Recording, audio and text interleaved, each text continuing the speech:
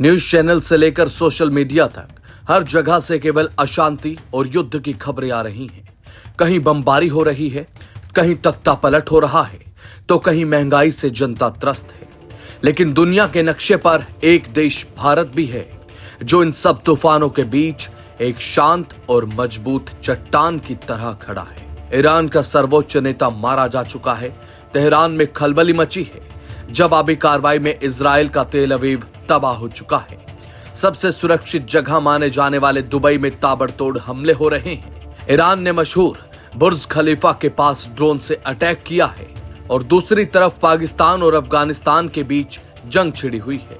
पड़ोसी देश बांग्लादेश में हमने सड़कों पर हिंसा और आगजनी के बाद तख्ता पलट तक देखा है। कुछ ऐसा ही नजारा नेपाल में भी देखने को मिला। 4 साल से रूस और यूक्रेन युद्ध में ही लगे हुए हैं। इन सब से इतर एक भारत की तस्वीर है। जहां दुनिया युद्ध में उलझी है, वहां भारत विकास की नई ऊंचाइयों को छू रहा है। आज भारत दुनिया की 5वीं सबसे बड़ी अर्थव्यवस्था है और जल्द ही तीसरी बनने की ओर तेजी के साथ आगे बढ़ रहा है।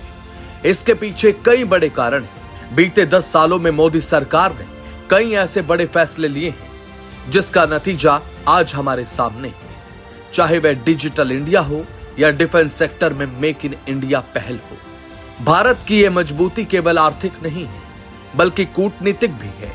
जब प्रधानमंत्री नरेंद्र मोदी इजराइल के दौरे पर थे, तब अंतर्राष्ट्रीय स्तर पर यह देखा गया कि अमेरिका और इजराइल दोनों ने ईरान पर अपने हमलों को रोक दिया था। पीएम मोदी के भारत आने के बाद ही कांग्रेस ने जमीन आसमान में ही नहीं बल्कि अंतरिक्ष तक में घोटाला किया हुआ है। कांग्रेस के अंतरिक्ष घोटाले ने देश की सुरक्षा को ही खतरे में डाल दिया था। ईरान पर अटैक किया गया।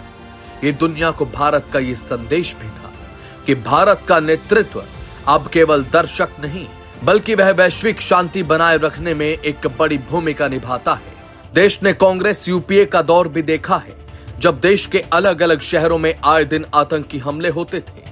कभी मुंबई, कभी दिल्ली, कभी पुणे तो कभी बेंगलुरु। देशवासी खुद को सुरक्षित महसूस नहीं कर रहे थे। उस समय की सरकार की नीति अक्सर नर्म मानी जाती थी, लेकिन आज स्थिति बदल चुकी है।